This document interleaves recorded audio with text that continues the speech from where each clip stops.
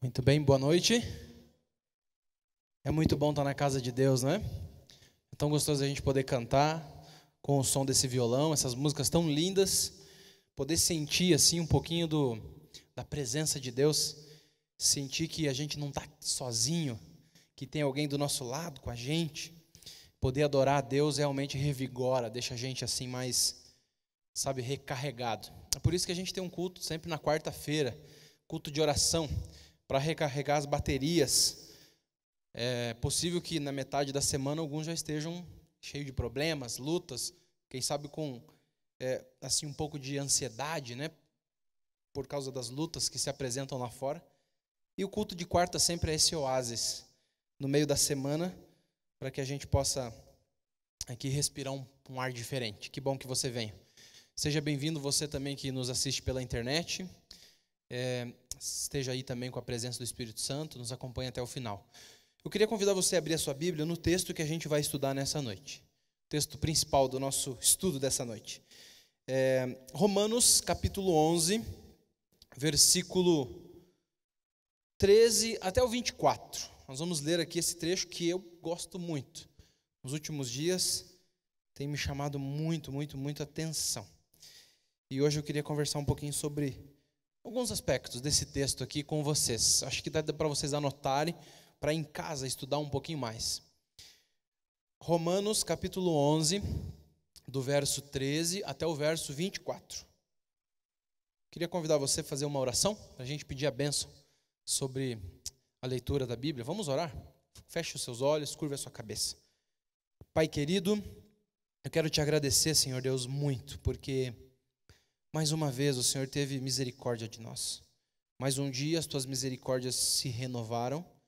O Senhor não levou em conta, Senhor Deus, a multidão de pecados que temos, e mesmo assim nos acompanhou, trabalhou em nosso coração. Fato é que estamos aqui nesse momento, onde deveríamos estar, onde o Senhor nos convidou para estar. Todos ouviram a tua voz. Talvez alguém venha buscar algo especial. Eu não sei o que é, Senhor Deus, mas eu sei que o Senhor conhece. E nessa noite, apesar do instrumento tão fraco, eu quero pedir, Senhor Deus, muito, para que o Senhor fale ao nosso coração. Traduza, Senhor Deus, as palavras frágeis e faça, Senhor Deus, alcançar morada em nosso coração. Que de alguma forma cada um ouça aquilo que precisa ouvir e que possamos sair daqui preenchidos com o teu Espírito. Por favor, Senhor, perdoa os nossos pecados para isso e abençoa a leitura da tua palavra. Que o mesmo Deus, o mesmo Espírito que inspirou os profetas, fale conosco em nome de Jesus. Amém. Vamos ler? Eu vou ler na versão NVI. Eu não sei qual é a tua versão da Bíblia, mas eu vou ler aqui na versão nova versão internacional. A partir do versículo 13, Romanos 11, 13 a 24. Diz assim: Estou falando a vocês, gentios, visto que sou apóstolo para os gentios, exalto o meu ministério, na esperança de que, de alguma forma, possa provocar ciúme em meu próprio povo e salvar alguns deles. Pois se a rejeição deles é a reconciliação do mundo, o que será a sua aceitação, senão vida dentre os mortos? Se é santa a parte da massa que é oferecida como primeiros frutos, toda a massa também o é. Se a raiz é santa, os ramos também serão. Verso 17, vai acompanhando. Se alguns ramos foram cortados, e você, sendo oliveira brava, foi enxertado entre os outros, e agora participa da seiva que vem da raiz da oliveira cultivada. Não se glorie contra esses ramos. Se o fizer, saiba que não é você quem sustenta a raiz, mas a raiz é você. Então você dirá: os ramos foram cortados para que eu fosse enxertado. Está certo. Eles, porém, foram cortados devido à incredulidade. E você permanece pela fé. Não se orgulhe, mas tema, pois se Deus não poupou os ramos naturais, também não poupará você. Portanto, considera a bondade e a severidade de Deus. Severidade para com aqueles que caíram, mas bondade para com você, desde que permaneça na bondade dele. De outra forma, você também será cortado. E quanto a eles, se não continuarem na incredulidade, serão enxertados, pois Deus é capaz de enxertá-los outra vez. Verso 24 agora, o último verso. Afinal de contas, se você foi cortado de uma oliveira brava por natureza, de maneira antinatural, foi enxertado numa oliveira cultivada, ou numa oliveira boa, quanto mais serão enxertados os ramos naturais em sua própria oliveira. Legal, esse texto tem muita coisa.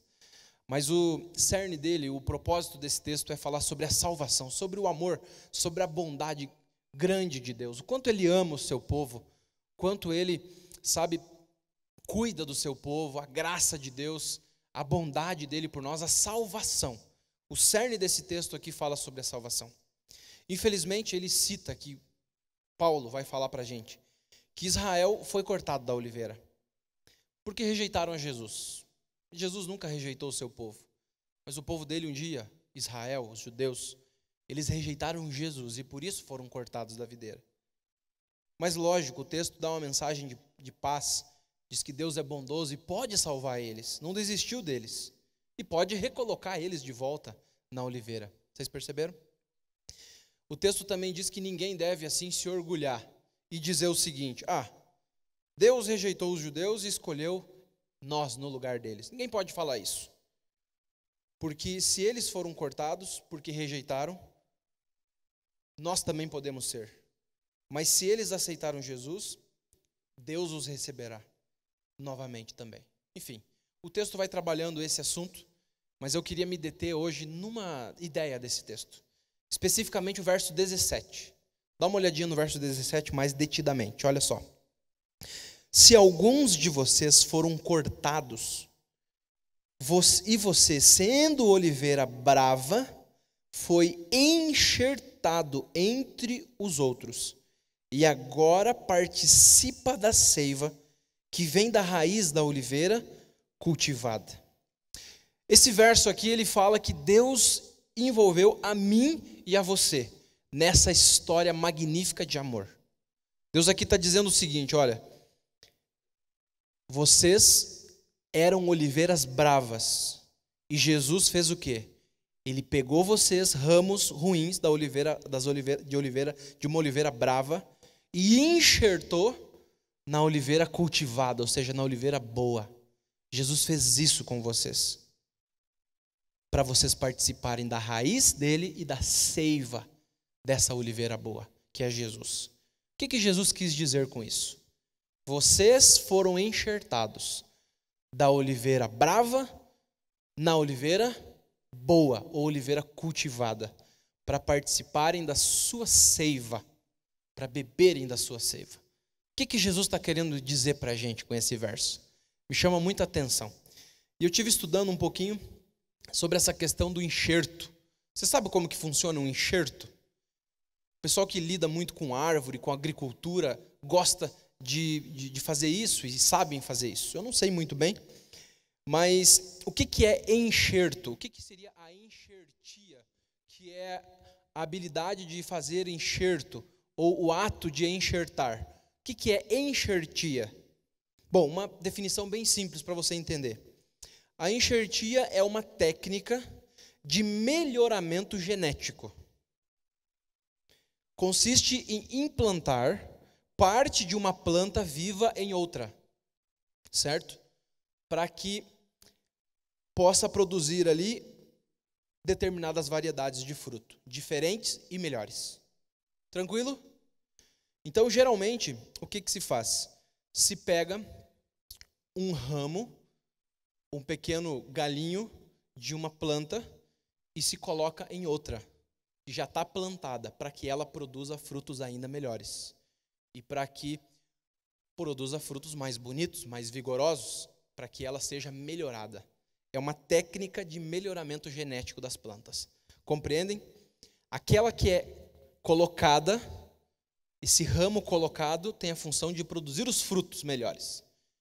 E aquela árvore que está ali, recebendo o enxerto, plantada na terra, tem a função então de levar seiva boa, nutrientes para esse ramo que foi enxertado. Isso é a obra do enxerto. Existem dois tipos de enxerto. duas maneiras de se fazer enxerto. Uma delas se chama a técnica de garfagem, que é mais ou menos a seguinte, olha, dá uma olhadinha aí na tela, que você vai entender. Consiste em cortar um ramo completamente, você faz ali uma pequena aberturinha, e o ramo que você quer enxertar, você só, como se estivesse garfiando mesmo, você coloca dentro dele ali. Você amarra, e depois isso vai nascer um fruto ainda melhor. A segunda maneira de se enxertar não é cortando o ramo, chama-se borbulha. É quando você faz um pequeno corte na casca da árvore e você pega uma gema, um pedacinho, e você ali emenda naquele corte da casca da árvore, onde você quer enxertar. Você amarra e ele vai também produzir novos frutos. Interessante, né? Geralmente o resultado é muito bom. Dá uma olhada nessa rosa enxertada, né? Essa rosa é muito linda. Uma planta geralmente meio sem graça, não que rosa seja sem graça, fica sempre ainda melhor. O resultado geralmente é um espetáculo. Frutos mais fortes, mais doces, flores mais lindas e uma árvore mais frondosa ainda. Esse é o objetivo do enxerto. Nesse texto que nós lemos aqui, Jesus ele diz mais ou menos o seguinte: vocês eram oliveiras bravas, e Deus enxertou vocês na oliveira boa. Essa palavra, oliveira brava, lá no grego, que é a linguagem original da Bíblia, a palavra na verdade aqui é zambujeiro. Zambujeiro. Ó, se eu errar, vocês não riam de mim, tá? Mas me ajuda aí, tenta falar. Zambujeiro. Consegue falar? Zambujeiro. Na linguagem original da Bíblia, a palavra é zambujeiro. Então, Deus está dizendo mais ou menos assim: olha, vocês são ramos de um zambujeiro, e vocês foram enxertados em uma oliveira boa. Essa é a obra que Deus fez na vida de vocês e que Deus quer fazer na vida de vocês. O que é o zambujeiro? Paulo está falando de duas árvores diferentes, que são da mesma família, na verdade, mas elas são muito diferentes. O que é o zambujeiro? Você já viu um zambujeiro por aí? O zambujeiro é uma planta da mesma família da oliveira, certo? Ele é popularmente conhecido como oliveira da rocha, gosta de solo rochoso, de nascer entre as pedras. É uma planta silvestre, nasce como mato, não precisa ninguém cultivar. E também é uma planta, assim, de certa forma, mirrada. Ela atinge, no máximo, 2,5 metros de altura, que para uma árvore é pouca coisa, né? Seria um pouco mais alto do que eu. Na verdade, ela é uma planta assim bem desprezada. Ninguém liga para o zambujeiro. Ele nasce como uma planta daninha. Ninguém gosta do zambujeiro. Ele cresce assim sem valor, desprezado, não serve para quase nada. Por viver ali no solo rochoso, os frutos que ela produz são frutos mirrados, ruins, amargos, e produz muito pouco, quase nada, bem dizer nada. Não tem valor comercial nenhum. Uma árvore de pequeno porte, assim, desprezada. Tá aí a foto, esse é um zambujeiro. Jesus aqui está dizendo o seguinte: vocês são ramos desse zambujeiro. A gente poderia descrever essa planta como uma planta doente. É uma planta doente. É algo que não se desenvolveu. Sem qualidade e desprezada. Jesus está dizendo: vocês eram ramos de zambujeiro. Veja que a Bíblia ela pinta um quadro mais ou menos assim também sobre nós. Jeremias 17, verso 9, vai dizer o seguinte: o coração do ser humano é desesperadamente corrupto. A Bíblia vai dizer lá em Salmo 51, verso 9, Davi vai dizer o seguinte: olha, eu já nasci pecador, a minha mãe me concebeu em pecado. Isaías vai dizer que nós, seres humanos, somos como uma ferida aberta, sem ser exprimida e sem nenhum tipo de tratamento que cheira podre. Em Isaías capítulo 6, versículo 1. Paulo, lá em Romanos 7, ele narra um pouquinho o do ser humano. Ele diz assim, olha, aquilo que eu quero fazer, eu não consigo fazer. Eu não consigo fazer o que é bom. Eu até quero fazer o que é bom, mas eu acabo fazendo exatamente o que não quero, o que é mal. Existe algo dentro de mim que me puxa para fazer o que é errado. Em outras palavras, Paulo diz assim, olha, tem algo dentro de mim, tem uma seiva que corre dentro de mim, que me faz ser um ramo terrivelmente desprezível, que não presta para nada, que se chama pecado. A Bíblia não pinta assim um quadro muito favorável para nós, não é? Paulo chega a dizer assim, ó, quem me livrará do corpo dessa morte? Desventurado homem que sou, desgraçado homem que sou. Nós somos ramos de uma árvore doente. Adão é o caule, é a raiz dessa árvore, desse jambuzeiro. E esse caule, Adão, essa raiz, adoeceu um dia com o pecado. De Adão correu uma seiva chamada pecado que atingiu todas as pessoas. E atingiu todos os raminhos, todas as folhas. E essa árvore é uma árvore doente. Eu não sei se de vez em quando você se sente assim, mas esse é o quadro. Agora olha só que magnífico, que coisa extraordinária. Deus olha para a gente e diz assim, filho, Paulo diz para a gente, Jesus, Deus, Ele te tirou do zambujeiro e te enxertou na oliveira boa, na oliveira produtiva. Sabe, a oliveira é uma árvore diferente do zambujeiro. A oliveira é uma árvore frondosa, bonita. Ela pode chegar até 10 metros de altura. A gente sabe que o valor comercial de uma oliveira é muito grande. Os frutos que ela produz são desejáveis. Produz ali vários produtos que são caros, excelentes, bons, usados em lugares assim, requintados, né? E chiques também. A oliveira, de fato, é uma árvore desejável. Ela é sinônimo de prosperidade. De longevidade também. Você sabia que as oliveiras, elas podem chegar até 2.500 anos de idade? Nós temos lá em Israel algumas árvores do tempo de Jesus ainda, algumas oliveiras, lá em Israel.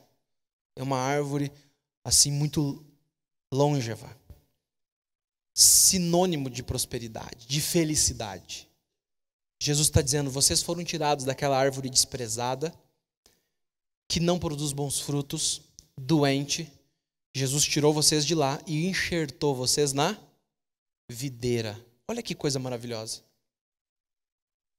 Essa é a imagem que Deus aqui está pintando para nós, de Deus. Efésios 2, 1 a 10 narra isso. Queria ler com vocês, abra sua Bíblia. Efésios 2, do versículo 1 até o versículo 10. E Paulo vai narrar isso de maneira ainda mais clara. Olha só que lindo, que coisa maravilhosa. Efésios 2, do 1 até o 10. Ele vos deu vida, estando vós mortos nos vossos delitos e pecados, nos quais antes, outrora, segundo o curso desse mundo, segundo o príncipe das potestades do ar, do espírito que agora atua nos filhos da desobediência, entre os quais também todos nós andamos outra hora, segundo as inclinações da nossa carne, fazendo a vontade da carne e dos pensamentos, e éramos por natureza filhos da ira. Olha só. Como também os demais. Mas Deus, sendo rico em misericórdia, por causa do grande amor para conosco, nos amou. E estando nós mortos em nossos delitos, nos deu vida juntamente com Cristo. Pela graça sois salvos, e juntamente com Ele nos ressuscitou. E nos fez assentar nos lugares celestiais em Cristo Jesus, para mostrar nos séculos vindouros a suprema riqueza da sua graça, em bondade para conosco em Cristo Jesus.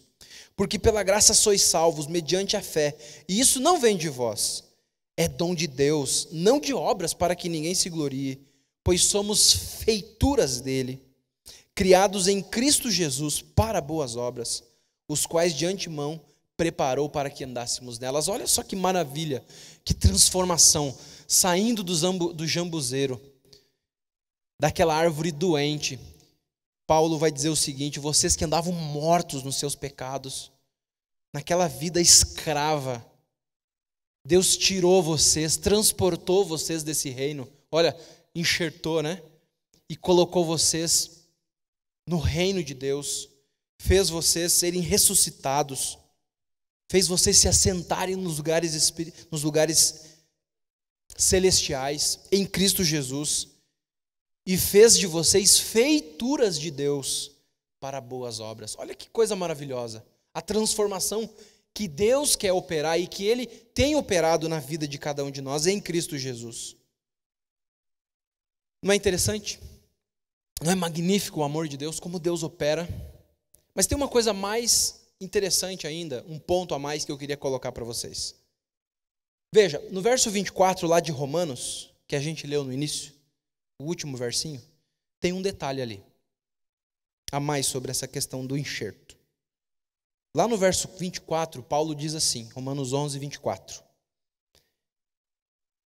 Você foi cortado de uma oliveira brava, de um zambujeiro, por natureza, e de maneira antinatural foi enxertado numa oliveira boa, cultivada. Jesus está dizendo que essa obra desse enxerto é uma obra antinatural. É muito interessante o que Paulo está afirmando aqui, é contra a natureza, esse enxerto que Deus opera. Por que ele está falando isso? Veja, no enxerto natural, ou comum, geralmente o que se faz é pegar um ramo de uma árvore boa e colocar numa árvore ruim. Certo? Mais ou menos assim. Imagina que você tem um pé de laranja que não produz boas laranjas, produz laranjas azedas ou não tão doces. Então, o agricultor ele pensa, vou melhorar esse pé. Aí ele vai lá, pega um ramo, um galinho de um pé de laranja que produz laranja docinha, corta e enxerta nesse pé ruim. Esse pé ruim, ele vai começar a produzir laranjas doces. Essa é a obra natural do enxerto. Você pega um ramo bom e coloca numa árvore ruim. Mas aqui no texto, a gente tem a obra exatamente o contrário. Vocês perceberam?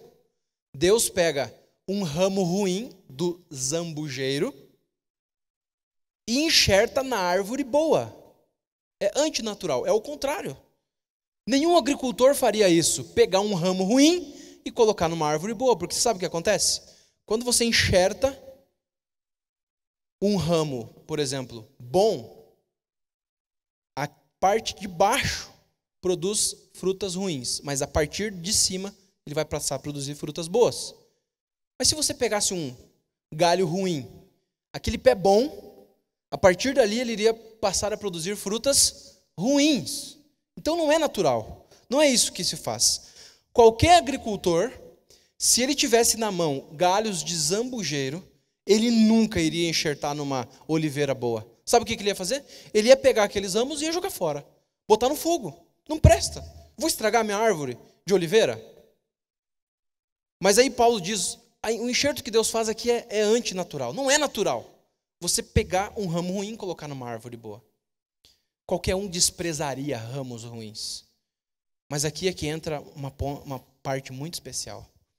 Deus é maravilhoso. O amor dele é antinatural. Ele não despreza galhos ruins. Ele não pega ramos doentes de zambujeiro e joga no lixo. Deus poderia ter feito isso, né?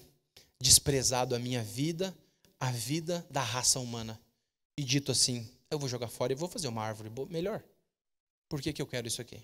Estragar o que eu tenho de bom? Não. Deus fez exatamente o contrário.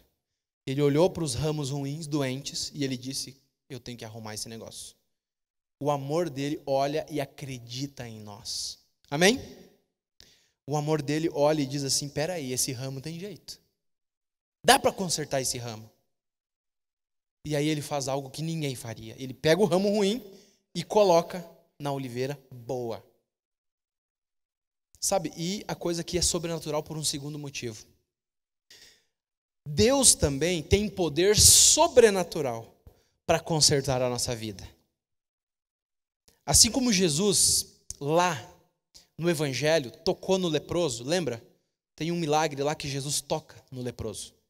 E o leproso fica como? Limpo. Você sabia que na época, quando alguém tocava num leproso, ele ficava doente? Ele ficava impuro. Mas quando Jesus toca no leproso, acontece o contrário. Jesus não fica impuro. Pelo contrário, ele purifica o leproso. É mais ou menos a mesma coisa que acontece aqui. O poder de Jesus para transformar é sobrenatural.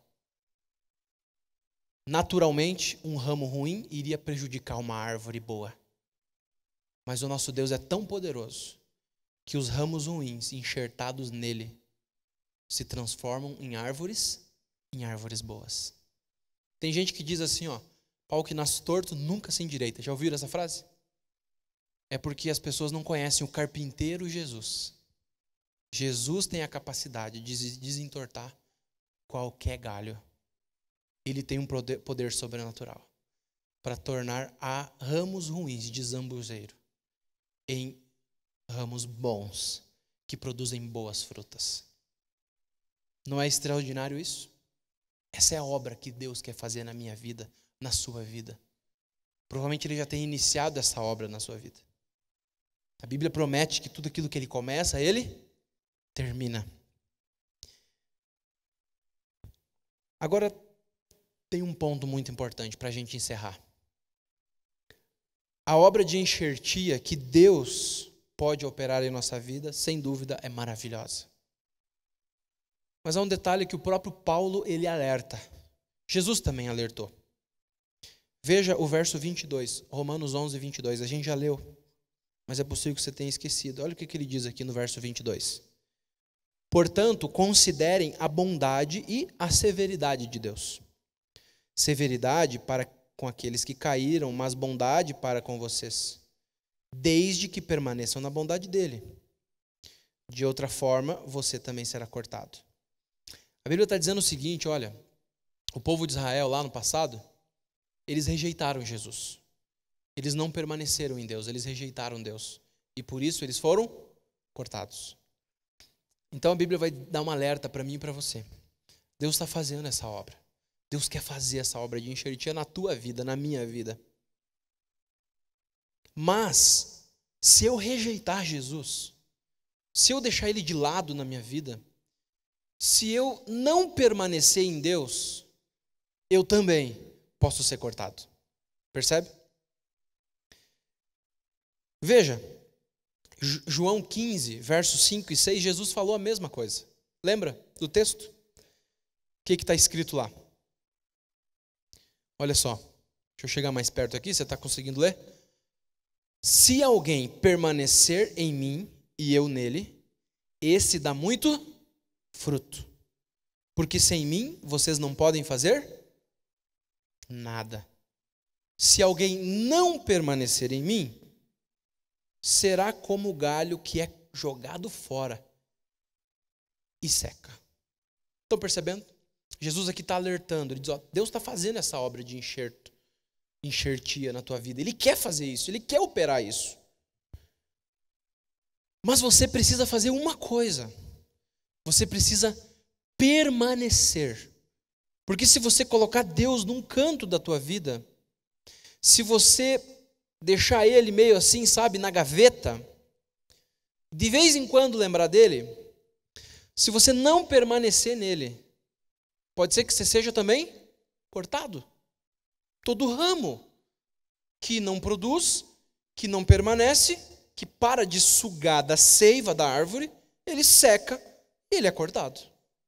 Então Deus está dizendo para você, para mim nessa noite, filho, eu quero fazer uma obra maravilhosa na tua vida.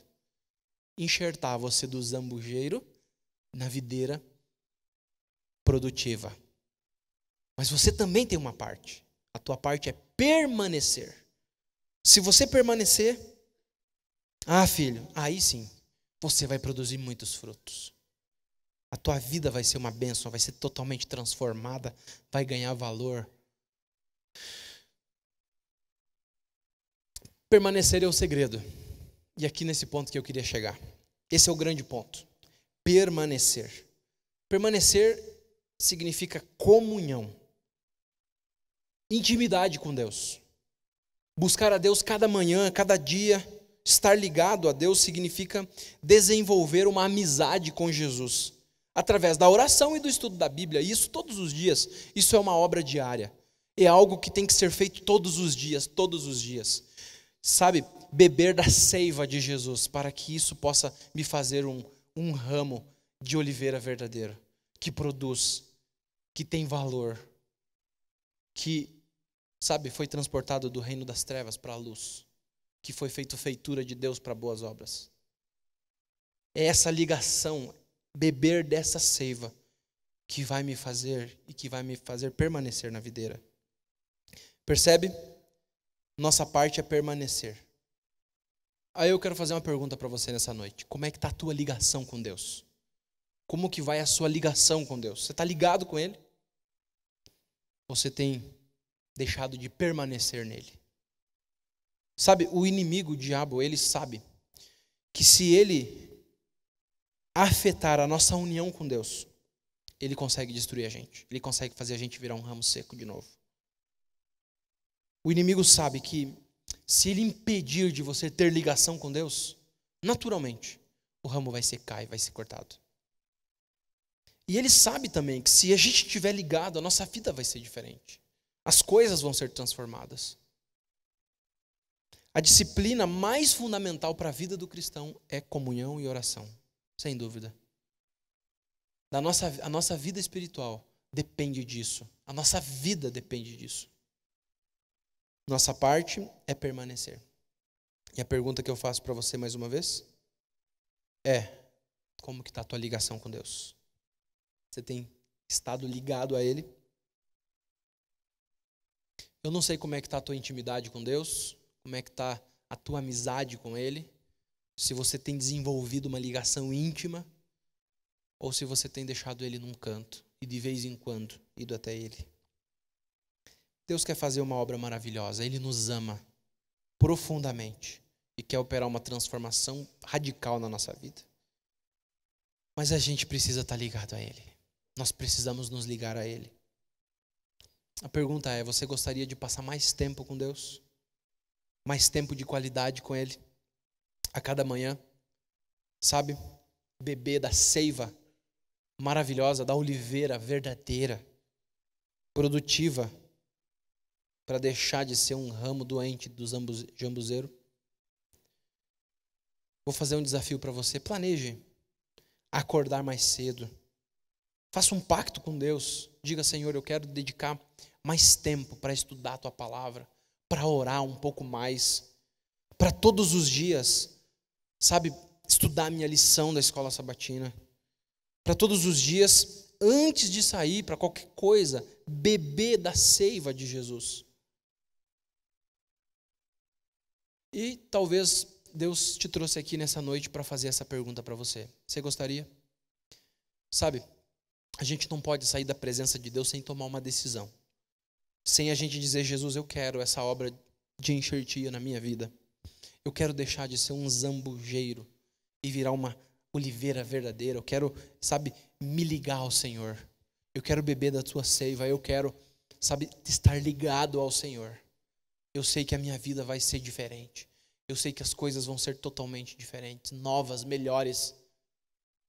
Senhor, eu quero, Senhor, eu quero. Sabe, às vezes eu sou fraco, eu não consigo, eu tento e desisto. Ai, é tão corrido, Senhor, eu acordo, eu já tenho que correr para o trabalho, para a escola.